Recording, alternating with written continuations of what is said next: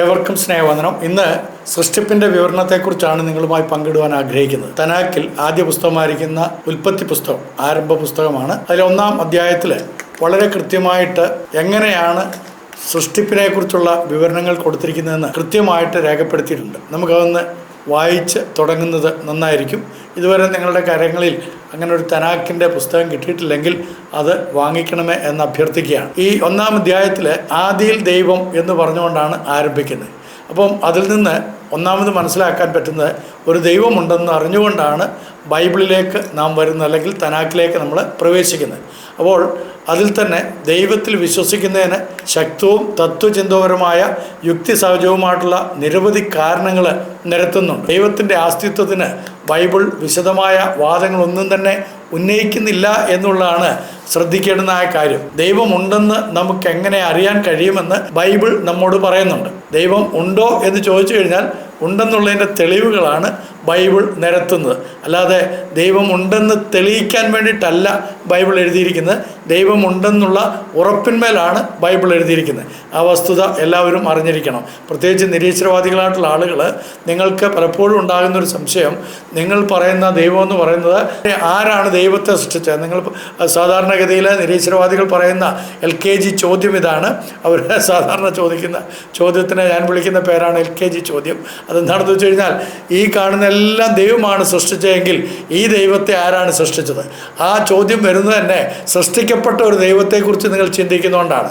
ഞങ്ങൾ സംസാരിക്കുന്ന സൃഷ്ടിക്കപ്പെട്ട ദൈവത്തെക്കുറിച്ചല്ല, സൃഷ്ടിതാവാം ദൈവത്തെക്കുറിച്ചാണ്. അപ്പോൾ ഞാൻ മുൻകാലത്തുള്ള എൻ്റെ വീഡിയോകളിൽ വളരെ കൃത്യമായിട്ട് പറഞ്ഞു, ആരാണോ സൃഷ്ടികർമ്മം ചെയ്യുന്നത് അവനാണ് ദൈവം. അപ്പോൾ സൃഷ്ടികർമ്മം സകലത്തെയും ഉരുവാക്കിയവനായ ദൈവം, ആ ദൈവം ഉണ്ടെന്നുള്ള പൂർണ്ണ നിശ്ചയത്തോടും ആ ദൈവം ആരാണെന്നും മനുഷ്യവർഗത്തിന് തൻ്റെ സൃഷ്ടികൾക്ക് ബോധ്യപ്പെടുത്തി തരുവാൻ വേണ്ടിയിട്ടാണ് വിശുദ്ധ ബൈബിൾ എഴുതിയിരിക്കുന്നത്. അപ്പോൾ അതിൻ്റെ 2-ാമത്തെ ഭാഗം എന്ന് പറയുന്നത്, സൃഷ്ടിക്കപ്പെട്ട ലോകത്തിൽ നാം കാണുന്ന കാര്യങ്ങളാൽ ദൈവം ഉണ്ടെന്ന് നമുക്ക് അറിയാൻ കഴിയുമെന്ന് അത് വളരെ കൃത്യമായി ബൈബിള് പഠിപ്പിക്കുന്നുണ്ട്. അതിന് ഒരു സബൂർ അല്ലെങ്കിൽ സങ്കീർത്തനം നിങ്ങളുമായിട്ട് പങ്കിടാൻ ആഗ്രഹിക്കുകയാണ്.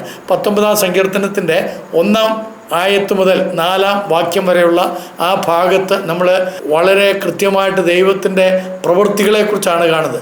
ആകാശം ദൈവത്തിൻ്റെ മഹത്വത്തെ വർണ്ണിക്കുന്നു. ആകാശവിധാനം അവൻ്റെ കൈവേലയെ പ്രസിദ്ധമാക്കുന്നു. പകൽ പകലിന് വാക്ക് പൊഴിക്കുന്നു. രാത്രി രാത്രിക്ക് അറിവ് നൽകുന്നു. അവയുടെ ശബ്ദം കേൾക്കാത്ത ഒരു സംസാരമോ ഒരു ഭാഷയോ ഇല്ല. ഭൂമിയിലാകെ അവരുടെ അളവുകോലും ലോകത്തിൻ്റെ അറ്റത്തോളം അവയുടെ വചനങ്ങളും പരന്നിരിക്കുന്നു എന്ന് വളരെ കൃത്യമായിട്ട് പറയുന്നു. അപ്പം അതിൻ്റെ അർത്ഥം, ഭൂലോകത്തിൽ ഏത് ഭാഗത്തു നിന്ന് നോക്കിക്കഴിഞ്ഞാലും ഈ സൃഷ്ടികർമ്മം ചെയ്തവനായിട്ടുള്ള, എത്ര മനോഹരമായ സൃഷ്ടിപ്പുകൾ നടത്തിയവനായ ഒരു ദൈവത്തെക്കുറിച്ചുള്ള കൃത്യമായ, ഇതിൻ്റെ പിന്നിൽ പ്രവർത്തിച്ച സൃഷ്ടിതാവിനെക്കുറിച്ചുള്ള കൃത്യമായ ഒരു അറിവ് ഏത് ചിന്തിക്കുന്ന മനുഷ്യർക്ക് ലഭിക്കും. ഇതൊന്നും തന്നെ യാദൃച്ഛ്യമായിട്ട് വന്നിട്ടില്ല എന്നുള്ള, പിന്നീട് നമുക്ക് അതിൻ്റെ ഡീറ്റെയിൽ സയൻറ്റിഫിക് ആയിട്ടുള്ള കാര്യങ്ങൾ പഠിക്കാം. 2-ാമതായിട്ട് ഞാൻ വിശുദ്ധ ബൈബിളിൽ തന്നെ റോമാലേഖനം 1-ാം അധ്യായത്തിൻ്റെ 20-ാം വാക്യത്തിൽ പറഞ്ഞിരിക്കുന്നത് നിങ്ങളുമായി പങ്കിടാൻ ആഗ്രഹിക്കുകയാണ്. ലോക സൃഷ്ടി മുതൽ ദൈവത്തിൻ്റെ അദൃശ്യ ഗുണങ്ങൾ വ്യക്തമായി കാണപ്പെടുന്നു.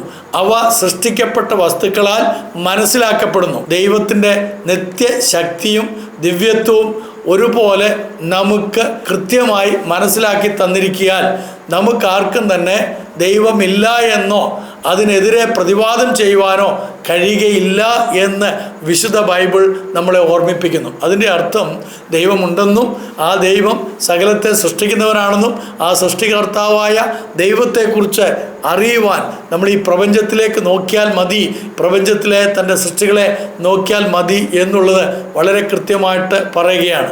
3-ാമതായിട്ട്, ദൈവത്തിൻ്റെ അസ്തിത്വത്തിനായുള്ള പ്രയോജനവാദപരമായ അഥവാ ടെലിയോളജിക്കൽ വാദത്തിൻ്റെ ഒരു നല്ല ഉദാഹരണമാണ് നമ്മൾ ഈ ലോകത്തിന് ഒരു ലക്ഷ്യമുണ്ട്, ലോകത്തിന് ഒരു ഉദ്ദേശമുണ്ട് എന്നുള്ളത് കാണിക്കുന്നത്. അഥവാ ഈ ലോകത്തെ സൃഷ്ടിച്ചതിന്, ഈ ലോകത്തിൽ നാം സൃഷ്ടിക്കപ്പെട്ടതിന് ഒരു ഉദ്ദേശമുണ്ട്. ആ ഉദ്ദേശം ഉണ്ട് എന്നുള്ളതിനെയാണ് ടെലിയോളജിക്കൽ ആർഗ്യുമെൻറ്റ് എന്ന് നമ്മൾ പറയുന്നത്. വേറൊരു വാക്കിൽ പറഞ്ഞാൽ, ഈ ലോകത്തെ സൃഷ്ടിച്ചത് ഒരു ലക്ഷ്യബോധമുള്ള ബുദ്ധിമാനായിരിക്കുന്ന ഒരു വ്യക്തിയാണ്. ദൈവത്തിന് ഈ സൃഷ്ടിയേക്കാൾ അപ്പുറമായിട്ടുള്ള, പ്രപഞ്ചത്തേക്കാൾ അപ്പുറമായിട്ടുള്ള ജ്ഞാനം ഉണ്ട്. ഈ പ്രപഞ്ചത്തിലുള്ള എല്ലാ ജ്ഞാനവാദികളെക്കാളും അപ്രമേയനായിട്ടുള്ളവനാണ് ഇതിൻ്റെ സൃഷ്ടികർത്താവ് എന്നുള്ളത് വളരെ കൃത്യമായിട്ട് നമുക്ക് മനസ്സിലാക്കാൻ സാധിക്കും.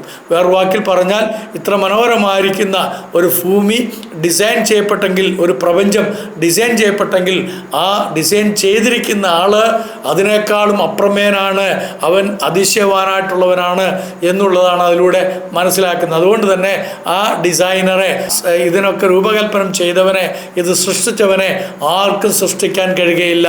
അവനാണ് സൃഷ്ടികളുടെ എല്ലാം ഉടമസ്ഥൻ എന്ന് വളരെ കൃത്യമായിട്ട് മനസ്സിലാക്കാൻ സാധിക്കും. പലരുടെയും വീക്ഷണത്തിൽ ഉദ്ദേശവും രൂപകൽപ്പനയും സംബന്ധിച്ച് ഈ വാദത്തിന് നിരീശ്വരവാദിയോ അജ്ഞേയവാദിയായിട്ടുള്ള ആളുകൾക്ക് ഉത്തരം നൽകാൻ കഴിയുകയില്ലെന്നുള്ളത് തന്നെയാണ്. എന്ന് പറഞ്ഞു കഴിഞ്ഞാൽ, എന്താണ്, what is the purpose of being in this world, ഈ ലോകത്തിലായിരിക്കുന്നതിൻ്റെ ഉദ്ദേശം എന്ത് എന്ന് ചോദിച്ചു കഴിഞ്ഞാൽ കൃത്യമായ ഉത്തരം ആർക്കാണോ തരുവാൻ കഴിയുന്നത് ആ ആളുകൾക്ക് ഇതിൻ്റെ പിന്നിൽ പ്രവർത്തിക്കുന്ന ഡിസൈനറെ കുറിച്ച് കൃത്യമായി അറിയാം എന്നുള്ളതാണ്. എന്നാൽ അതിന് മറുപടി തരാൻ കഴിയാത്തവരാണ് അജ്ഞേയവാദികൾ, അഗ്നോസ്റ്റിക്സ്, അതേപോലെ തന്നെ ഏത്തിസ്റ്റായിട്ടുള്ള നിരീശ്വരവാദികളായിട്ടുള്ള ആളുകൾ. അവരുടെ ജ്ഞാനം അവരിൽ തന്നെ പരിമിതമാണ്. അതുകൊണ്ടാണ് അവർക്ക് ഈ സൃഷ്ടിപ്പിൻ്റെ ഉദ്ദേശത്തെക്കുറിച്ച് കൃത്യമായി പറയാൻ കഴിയാത്തത്. പിന്നീട് നമ്മൾ കാണുന്നത്, ദൈവം മനുഷ്യനോട് എങ്ങനെയാണ് ഈ കാര്യങ്ങളെ വ്യക്തമായും പൂർണ്ണമായും സമഗ്രമായും ഇടപെട്ട് അറിയിക്കുന്നത് എന്ന് തിരുവചനത്തിൽ കൂടെ, വിശുദ്ധ ബൈബിളിലൂടെ ദൈവം സംസാരിച്ചതാണ് നമുക്ക് കാണാൻ സാധിക്കുന്നത്. മാത്രമല്ല, വിശുദ്ധ ബൈബിളിലൂടെ ദൈവം സംസാരിക്കുക മാത്രമല്ല, മനുഷ്യവർഗവുമായിട്ട് എപ്പോഴും ഇടപെടുകയും ചെയ്യുന്ന ഒരു ദൈവത്തെയാണ് ബൈബിൾ നമുക്ക് പരിചയപ്പെടുത്തി തരുന്നത്. അതുകൊണ്ട് തന്നെയാണ് ഈ ബൈബിളിനെ നമ്മൾ അപ്രോച്ച് ചെയ്യുമ്പോൾ, വേദപുസ്തകത്തെ നമ്മൾ സ്വീകരിക്കുമ്പോൾ ഇത് ദൈവവചനമായി അംഗീകരിക്കുന്നത്. അതിന് ബൈബിളിൽ തന്നെ ഒരു മനോഹരമായ വാക്യം എങ്ങനെയാണ് പറയുന്നത്? തിമോത്തിയോസിന് എഴുതിയ 2-ാം ലേഖനം അതിൻ്റെ 3-ാം അധ്യായത്തിൻ്റെ 16-ാം വാക്യത്തിൽ, എല്ലാ തിരുവെഴുത്തും ദൈവ നിശ്വാസ്യമാകിയാൽ ദൈവത്തിൻ്റെ മനുഷ്യൻ സകല സൽപ്രവൃത്തിക്കും പൂർണ്ണമായി സജ്ജനാകേണ്ടതിന്, അവൻ പൂർണ്ണനായിട്ട് രൂപാന്തരപ്പെടേണ്ടതിന്, അവൻ്റെ ഉപദേശത്തിനും അവൻ്റെ ശാസനത്തിനും അവൻ്റെ തിരുത്തലിനും അവൻ്റെ നീതിയിലെ അഭ്യാസത്തിനും ഒക്കെ ഇത് പ്രയോജനമുള്ള വാക്യങ്ങളാണ്, വചനങ്ങളാണ്. ഇപ്പോൾ ഒരു മനുഷ്യൻ്റെ ജീവിതത്തിന് പ്രയോജനപ്രദമായിട്ടുള്ള, അവൻ്റെ ഉദ്ദേശ നിർവൃത്തിക്ക് വേണ്ടിയിട്ട് അവനെ മുന്നോട്ട് നയിക്കുന്നതിന് ഉപോത്ബലവുമായിട്ടുള്ള ഒന്നാണ് വിശുദ്ധ ബൈബിളിലെ തിരുവചനം, ദൈവത്തിൻ്റെ വചനം മുഴുവനും എന്ന് വളരെ കൃത്യമായിട്ട് പറയുന്നു. അപ്പോൾ അതിൽ നിന്ന് ഒന്നാമത് നമുക്ക് മനസ്സിലാക്കാൻ കഴിയുന്നത്, നമുക്ക് ദൈവത്തെക്കുറിച്ച് പഠിക്കാൻ കഴിയും. നമുക്ക് ദൈവത്തെ ഒരു മൈക്രോസ്കോപ്പിൽ കൂടെ നോക്കിക്കാണാനോ അല്ലെങ്കിൽ ഒരു ലബോറട്ടറിയിൽ പോയി പരിശോധിച്ച് പരീക്ഷിച്ച് നിരീക്ഷിച്ച് കണ്ടെത്താനോ കഴിയുകയില്ല. അവൻ നമുക്ക് വെളിപ്പെടുത്തുവാൻ തിരഞ്ഞെടുക്കുന്നതായിട്ടുള്ള കാര്യങ്ങൾ മാത്രമേ നമുക്ക് ദൈവത്തെക്കുറിച്ചുള്ള കൃത്യമായ ആത്മവിശ്വാസത്തോടെ അറിയാൻ കഴിയുകയുള്ളൂ. ദൈവത്തെക്കുറിച്ച് നമ്മുടെ സ്വയം അറിവ് ലഭിക്കുന്നത്, നമുക്കറിയാൻ കഴിയുന്നത് ദൈവം വെളിപ്പെടുത്തി തന്നിരിക്കുന്ന വസ്തുതകളിലൂടെയാണ്. അവൻ നമ്മോട് പറയുന്നത്, കാര്യങ്ങളെ തിരഞ്ഞെടുക്കുന്നത് നമുക്ക് പ്രയോജനകരവും ഉപയോഗപ്രദവുമാണെന്നുള്ളത് നാം മറന്നു പോകരുത്. ദൈവം നമ്മളോട് ആവശ്യപ്പെടുന്ന കാര്യങ്ങളെ നാം കേൾക്കുകയും പഠിക്കുകയും ആ പഠിക്കുന്ന കാര്യങ്ങൾ, കേൾക്കുന്ന കാര്യങ്ങൾ ജീവിതത്തിൽ പ്രായോഗികമാക്കുകയും ചെയ്യുമ്പോൾ അത് നമ്മൾക്ക് തീർച്ചയായിട്ടും പ്രയോജനപ്രദമാകുകയും നമുക്ക് മാത്രമല്ല, നമ്മളുമായി ചുറ്റിപ്പറ്റി നിൽക്കുന്ന, നമ്മളുമായിട്ട് ഇടപെടുന്ന സമൂഹത്തിനും നമ്മുടെ എല്ലാ ക്രിയകൾക്കും അത് പ്രയോജനകരമായി തീരുമെന്നതിന് യാതൊരു സംശയവുമില്ല. രണ്ടാമതായിട്ട് അതിനെക്കുറിച്ച് പറയുമ്പോൾ, ബൈബിളിലെ പ്രത്യേകമായിട്ടുള്ള ഈ കാര്യങ്ങളെക്കുറിച്ച് പറയുമ്പോൾ, അല്ലെങ്കിൽ ബൈബിളിനെ അക്ഷരാർത്ഥത്തിൽ നമ്മൾ മനസ്സിലാക്കണമെന്ന് നമ്മൾ വിശ്വസിക്കുന്നു എന്നാണ് ഇത് നമ്മളെ പഠിപ്പിക്കുന്നത്. എന്തൊക്കെയാണ്?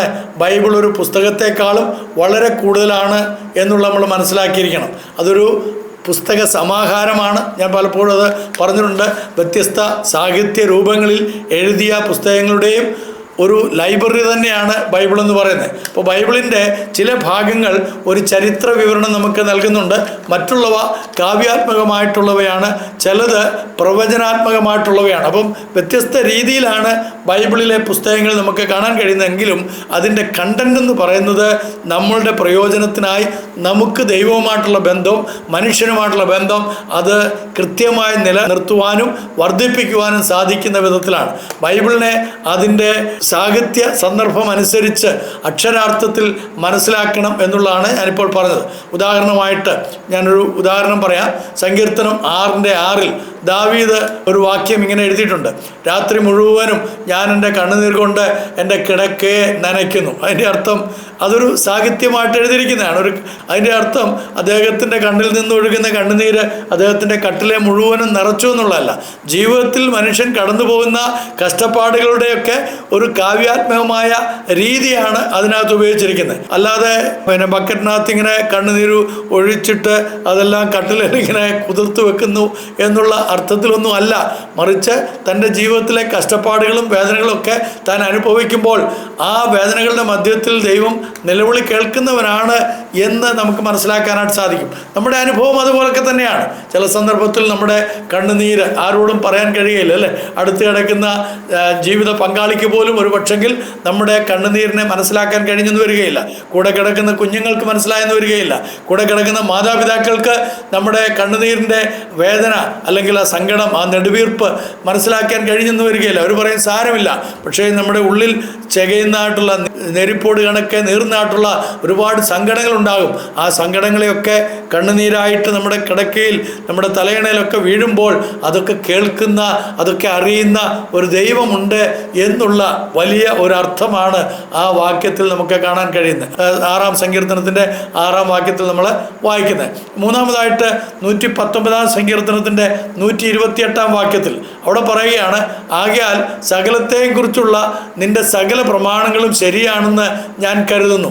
വളരെ ആത്മവിശ്വാസത്തോടെ ഈ കാര്യം സങ്കീർത്തനത്തിൽ ദാവീദ് വിവരിക്കുകയാണ്. നീ എഴുതിയിരിക്കുന്ന എല്ലാ കാര്യങ്ങളും വിശ്വാസയോഗ്യമായിട്ടുള്ളതാണ്. ദൈവത്തിൻ്റെ വചനം വിശ്വാസയോഗ്യമാണ്. അത് നമുക്ക് അംഗീകരിക്കാൻ കഴിയുന്നതാണ്. അത് നമുക്ക് പാലിക്കാൻ കഴിയുന്നതാണ്. അത് തെറ്റിക്കൂടാത്ത ദൈവിക പ്രമാണങ്ങളാണ്. അത് ശരിയായിട്ടുള്ളവയാണ്. അതൊരിക്കലും തെറ്റുകയില്ല. എല്ലാ കാര്യങ്ങളിലും അത് ശരിയായിരുന്നു എന്നുള്ളത് നമുക്ക് വായിച്ച് പഠിക്കുമ്പോൾ മനസ്സിലാക്കാനായിട്ട് സാധിക്കും. അപ്പോൾ ബൈബിൾ നമുക്ക് ചരിത്രം നൽകുമ്പോൾ അത് ശരിയും സത്യവുമാണ് എന്നുള്ളതും മറന്നു പോരുത്. ഞാൻ അതിൻ്റെ ചരിത്ര വസ്തുതകളെക്കുറിച്ച് ദീർഘമായിട്ട് മുമ്പൊരു വീഡിയോയിൽ ഉദാഹരണ സഹിതം പറഞ്ഞിട്ടുണ്ട്. ലോകത്തിൻ്റെ പല ചരിത്രങ്ങൾ രേഖപ്പെടുത്തിയിരിക്കുന്ന അല്ലെങ്കിൽ കണ്ടെത്തിയിരിക്കുന്നത് ബൈബിൾ വായിച്ചതിന് ശേഷമാണ്. അത് ഞാൻ സോറിൻ്റെ അനുഭവങ്ങളൊക്കെ പറഞ്ഞത് നിങ്ങൾ കേട്ടിട്ടില്ലെങ്കിൽ, ഇതുവരെ അത് കേട്ടിട്ടില്ലെങ്കിൽ ദയവുണ്ടായിട്ട് അത് കേൾക്കണം. മാത്രമല്ല, നിങ്ങൾ ഇതുവരെ ഈ ലിബർട്ടി MTV സബ്സ്ക്രൈബ് ചെയ്തിട്ടില്ലെങ്കിൽ ദയവായി ഇന്ന് അത് സബ്സ്ക്രൈബ് ചെയ്യണം. അതോടൊപ്പം തന്നെ നിങ്ങളുടെ ഈ ബെൽ ബട്ടണും കൂടെ ഒന്ന് അമർത്തണമേ. അങ്ങനെയാണെങ്കിൽ ഇടുന്ന വീഡിയോകൾ നിങ്ങൾക്ക് കിട്ടുകയും നിങ്ങൾക്ക് അതിൻ്റെ തുടർച്ചയായിട്ട് കാര്യങ്ങൾ പഠിക്കുകയും ചെയ്യാൻ സാധിക്കും. സത്യമായിട്ടുള്ള ഈ കാര്യങ്ങൾ, സംഭവങ്ങളെല്ലാം തന്നെ യാഥാർത്ഥ്യമായി വിവരിച്ചിരിക്കുന്നതിനാൽ നമുക്കത് വിശ്വസനീയമായി തന്നെ അനുഭവിക്കാനായിട്ട് സാധിക്കും. അപ്പോൾ ബൈബിൾ നമുക്ക് ചില സാങ്കേതികമായിട്ടുള്ള കാര്യങ്ങൾ, കാവ്യാത്മകമായിട്ടുള്ള കാര്യങ്ങളൊക്കെ തരുമ്പോൾ അത് എഴുത്തുകാരൻ്റെ വികാരങ്ങളും അവൻ്റെ അനുഭവങ്ങളും ഒക്കെ യാഥാർത്ഥ്യമായ ആ മനുഷ്യൻ്റെ അനുഭവത്തോട് ചേർത്തി വെച്ചിരിക്കുന്നതാണ്. അപ്പോൾ നമ്മളും ആ അനുഭവത്തിലൂടെ കടന്നു പോകുമ്പോൾ ആ വാക്കുകളൊക്കെ നമുക്ക് ആശ്വാസം നൽകുന്നതാണ്. ഞാൻ കഷ്ടതയിലായത് എനിക്കേറെ നന്നായി. ദൈവത്തിൻ്റെ ചട്ടങ്ങൾ, ദൈവത്തിൻ്റെ പ്രമാണങ്ങൾ പഠിക്കുവാൻ അതെനിക്ക് കാരണമായി തീർന്നു എന്നാണ് സങ്കീർത്തനക്കാരൻ പറഞ്ഞിരിക്കുന്നത്. അപ്പോൾ ബൈബിൾ നമുക്ക് ചില പ്രവചനങ്ങൾ കൂടെ നൽകുന്നുണ്ട്. ആ പ്രവചനങ്ങളൊക്കെ പൂർത്തീകരിക്കപ്പെട്ടിട്ടുണ്ട്, ഇനിയും പൂർത്തീകരിക്കാനായിട്ടുള്ളതുമുണ്ട്. അതിനകത്ത് പ്രധാനമായിട്ടുള്ള പ്രവചനം ഇനി നമ്മുടെ കർത്താവായ യേശു ക്രിസ്തു വീണ്ടും വരും എന്നുള്ളതാണ്. കർത്താവ് വീണ്ടും വരുമെന്നുള്ള ആ വലിയ പ്രത്യാശയാണ് നമ്മളെ ഓരോ ദിവസവും മുന്നോട്ട് നയിച്ചുകൊണ്ടിരിക്കേണ്ടത്. അപ്പോൾ ഈ ക്രിസ്തുവിൻ്റെ വരവിനെ കുറിക്കുന്ന കാര്യങ്ങളും ആ കാലഘട്ടത്തിൽ സംഭവിക്കേണ്ടതായ സംഭവങ്ങളും എല്ലാം തന്നെ, ഭാവിയിൽ സംഭവിക്കേണ്ടതായ എസ്കറ്റോളജിക്കലായിട്ടുള്ള കാര്യങ്ങൾ എല്ലാം തന്നെ വിശുദ്ധ ബൈബിളിൽ രേഖപ്പെടുത്തിയിട്ടുണ്ട്. നമ്മൾ ദൈവത്തിൻ്റെ വചനം വായിക്കുകയും വായിച്ച് കേൾക്കുകയും അത് പാലിക്കുകയും ചെയ്തു കഴിഞ്ഞാൽ നമ്മൾ എത്രയോ ഭാഗ്യമുള്ളവരാണ്. ബൈബിൾ നമുക്ക് പ്രബോധനം നൽകുമ്പോൾ അത് ശരിയും സത്യവുമാണെന്ന് ഞാൻ സൂചിപ്പിച്ചല്ലോ.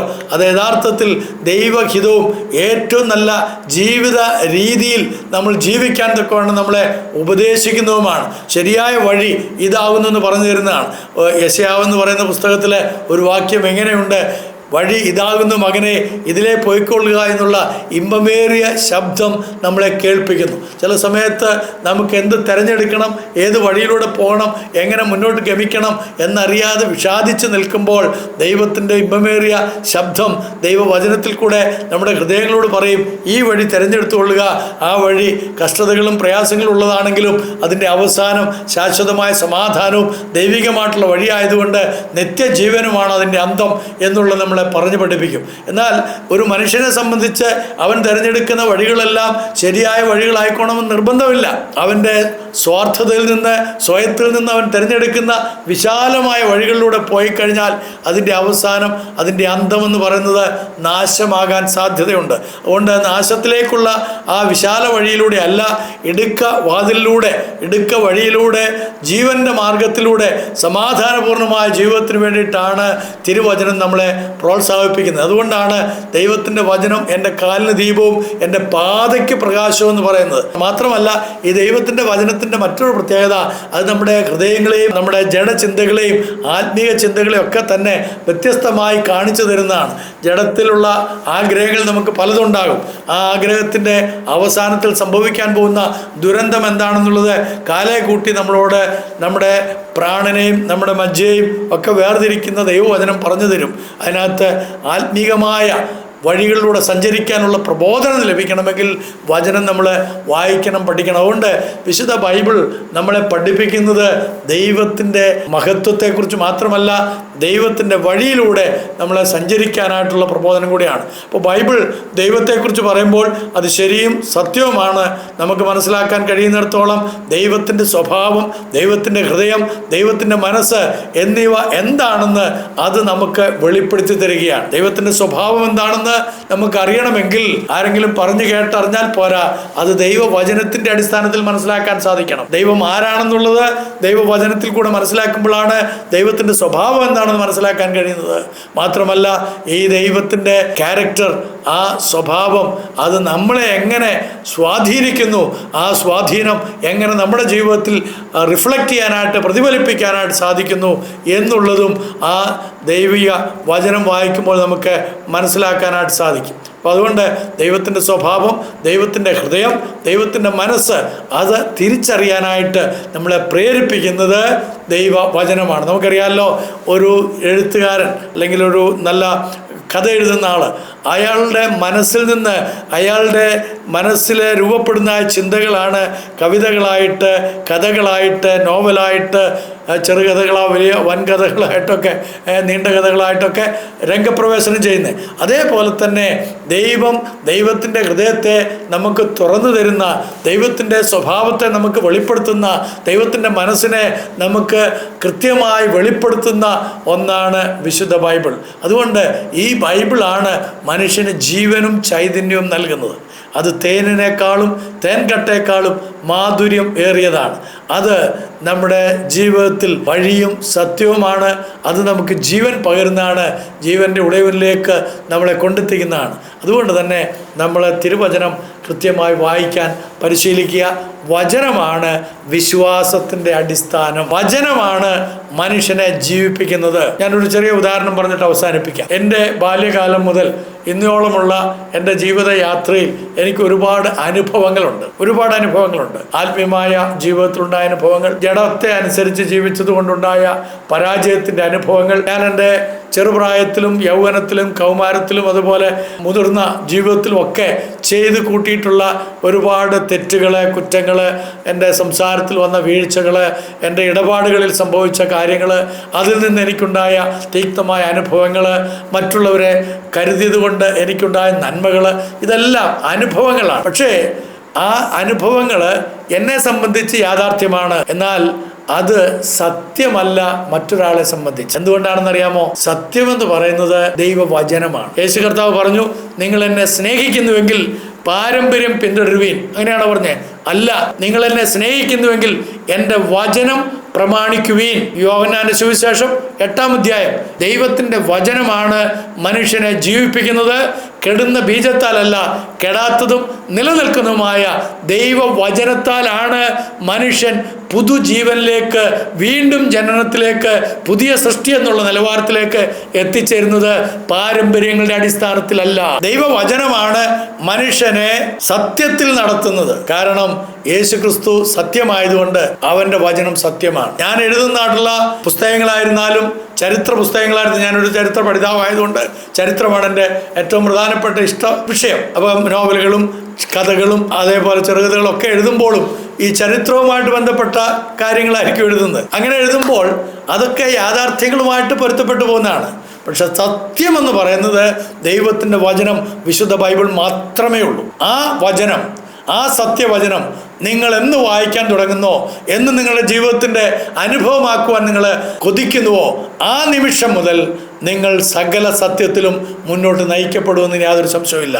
ഇല്ല എങ്കിൽ നിങ്ങളിപ്പോഴും തിന്മയിലും ഇരുട്ടിലും അന്ധകാരത്തിൻ്റെ അനുഭവത്തിലും തന്നെയാണ് ജീവിക്കുന്നത്. പാരമ്പര്യങ്ങളുടെ പൊരുളിലല്ല ക്രിസ്തീയ ജീവിതം നയിക്കുന്നത്. ചെറിയൊരു ഉദാഹരണം പറയാം. ഞാൻ 2000-ൽ സംഭവിച്ച ഒരു കാര്യമാണ്. അന്നത്തെ മാർപ്പാപ്പ ഒരു ചാക്രിയ ലേഖനം ഇറക്കി.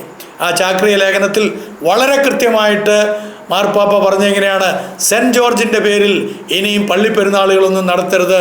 കാരണം അങ്ങനെ ഒരു മനുഷ്യൻ ജീവിച്ചിരുന്നു എന്നുള്ളതിന് ചരിത്ര യാഥാർത്ഥ്യങ്ങളില്ല, അത് വെറും മിതോളജിയാണ് എന്ന് അന്നത്തെ 2000-ലെ മാർപ്പാപ്പ അന്നൊരു ചാക്രിയ ലേഖനം എഴുതി. ഞാനത് കേൾക്കാൻ മാത്രമല്ല വായിക്കാനിടയായി. എന്നാൽ ഇന്നും പല ആളുകളും, പ്രത്യേകിച്ച് പുതുപ്പള്ളി പോലുള്ള സ്ഥലങ്ങളിലൊക്കെ ഈ പുതുപ്പള്ളി ഊട്ടും കോഴിയെ വെട്ടും കള്ളുകൊടുപ്പും അല്ലെ കള്ളപ്പം ഉണ്ടാക്കലും ഒക്കെ നടത്തുന്നത് ഈ പാമ്പിനെ പോഷിപ്പിക്കാനൊക്കെ. ഞാനിത് കൂടെ പറയുന്നതിൻ്റെ കാരണം ഇതുപോലുള്ള ഒരുപാട് തെറ്റായ പാരമ്പര്യങ്ങൾ കൊണ്ട് മനുഷ്യനെ സത്യത്തിൽ നിന്ന് ഈ പിശാചായവൻ വ്യതിചലിപ്പിക്കുകയാണ്. അത് വ്യതിചലിപ്പിക്കുന്നത് ഇതേപോലെ ലോഹയൊക്കെ ഇട്ടിരിക്കുന്ന ആളുകളുടെ പ്രഭാഷണങ്ങളിലൂടെ ഒക്കെ തന്നെയാണ്. അവര് ഈ ലോഹ ഇട്ടതുകൊണ്ട് അവർ പറയുന്നതെല്ലാം സത്യമെന്ന് ഞാൻ പറയുന്നില്ല. ദൈവവചനമാണ് സത്യം. അതുകൊണ്ട് എന്നെ കേൾക്കുന്ന പ്രിയമുള്ളവരെ, നിങ്ങൾ എന്നോട് കോപിച്ചാലും ശരി, നിങ്ങളിതിൻ്റെ പിന്നാമ്പുറത്ത് വന്ന് തെറ്റായ കമൻറ്റുകളൊക്കെ എഴുതിയാലും ശരി, അതെന്തൊക്കെ നിങ്ങൾക്ക് പറയാനുള്ളതൊക്കെ നിങ്ങൾക്ക് പറയാനൊന്നും കുഴപ്പമില്ല. പക്ഷേ യാഥാർത്ഥ്യം അല്ല സത്യം. സത്യം എന്ന് പറയുന്നത് ദൈവവചനമാണ്. ആ ദൈവവചനത്തിൽ കൂടെ മനുഷ്യർക്ക് വിശുദ്ധരാകാൻ പറ്റും, വിശുദ്ധിയുടെ പന്താവിൽ ജീവിക്കാൻ കഴിയും. അതാരെങ്കിലും പ്രത്യേകിച്ച് നിങ്ങൾ വിശുദ്ധരാണെന്ന് ഡിക്ലെയർ ചെയ്യേണ്ട ആവശ്യമില്ല. ദൈവവചനത്താൽ, യേശുക്രിസ്തുവിൻ്റെ രക്തത്താൽ തളിക്കപ്പെട്ട ഏവനും വിശുദ്ധർ എന്നാണ് തിരുവചനത്തിൽ നമ്മളെ വിളിക്കുന്നത്. അതുകൊണ്ട് ആ വിശുദ്ധിയുടെ പന്താവിൽ ജീവിക്കാൻ സർവശക്തനായ ദൈവം തിരുവചനത്തിൽ കൂടെ ഇടയാക്കട്ടെ എന്ന പ്രാർത്ഥനയോടെ നിങ്ങളുടെ കമൻസുകളും നിങ്ങളുടെ അഭിപ്രായങ്ങളും രേഖപ്പെടുത്തുവാൻ ആഹ്വാനം ചെയ്തുകൊണ്ട് നിങ്ങളുടെ സ്വന്തം തേക്കടലച്ചൻ.